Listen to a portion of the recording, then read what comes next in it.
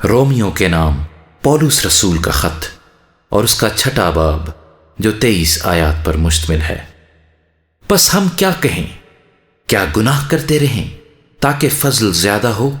ہرگز نہیں۔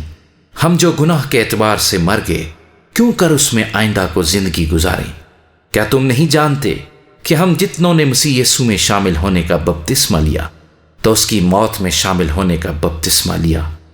پس موت میں شامل ہونے کے بپتسمے کے وسیلے سے ہم اس کے ساتھ دفن ہوئے، تاکہ جس طرح مسیح باپ کے جلال کے وسیلے سے مردوں میں سے جلایا گیا، اسی طرح ہم بھی نئی زندگی میں چلیں۔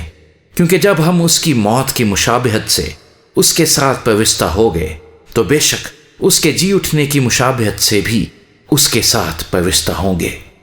چنانچہ ہم جانتے ہیں کہ ہماری پرانی انسانیت اس کے ساتھ اس لیے مصلوب کی گئی کہ گناہ کا بدن بیکار ہو جائے، تاکہ ہم آگے کو گناہ کی غلامی میں نہ رہیں۔ کیونکہ جو موا وہ گناہ سے بری ہوا۔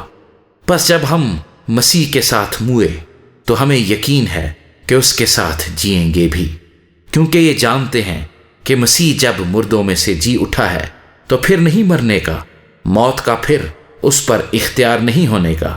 کیونکہ مسیح جو موا گناہ کے اعتبار سے ایک بار موا، مگر اب جو جیتا ہے تو گناہ کے اعتبار سے جیتا ہے۔ اسی طرح تم بھی اپنے آپ کو گناہ کے اعتبار سے مردہ مگر خدا کے اعتبار سے مسیح یسوع میں زندہ سمجھو۔ پس گناہ تمہارے فانی بدن میں بادشاہی نہ کرے کہ تم اس کی خواہشوں کے تابع رہو، اور اپنے اعضاء ناراستی کے ہتھیار ہونے کے لیے گناہ کے حوالے نہ کیا کرو، بلکہ اپنے آپ کو مردوں میں سے زندہ جان کر خدا کے حوالے کرو، اور اپنے اعضاء راست بازی کے ہتھیار ہونے کے لیے خدا کے حوالے کرو، اس لیے کہ گناہ کا تم پر اختیار نہ ہوگا، کیونکہ تم شریعت کے ماتحت نہیں بلکہ فضل کے ماتحت ہو۔ پس کیا ہوا؟ کیا ہم اس لیے گناہ کریں کہ شریعت کے ماتحت نہیں بلکہ فضل کے ماتحت ہیں؟ ہرگز نہیں۔ کیا تم نہیں جانتے کہ جس کی فرما برداری کے لیے اپنے آپ کو غلاموں کی طرح حوالے کر دیتے ہو، اسی کے غلام ہو جس کے فرما بردار ہو، خواہ گناہ کے جس کا انجام موت ہے، خواہ فرما برداری کے جس کا انجام راست بازی ہے۔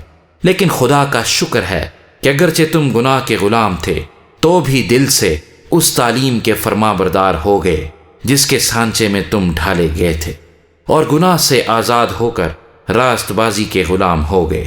میں تمہاری انسانی کمزوری کے سبب سے انسانی طور پر کہتا ہوں، جس طرح تم نے اپنے اعضاء بدکاری کرنے کے لیے ناپاکی اور بدکاری کی غلامی کے حوالے کیے تھے، اسی طرح اب اپنے اعضاء پاک ہونے کے لیے راست بازی کی غلامی کے حوالے کر دو۔ کیونکہ جب تم گناہ کے غلام تھے تو راست بازی کے اعتبار سے آزاد تھے۔ پس جن باتوں سے تم اب شرمندہ ہو، ان سے تم اس وقت کیا پھل پاتے تھے؟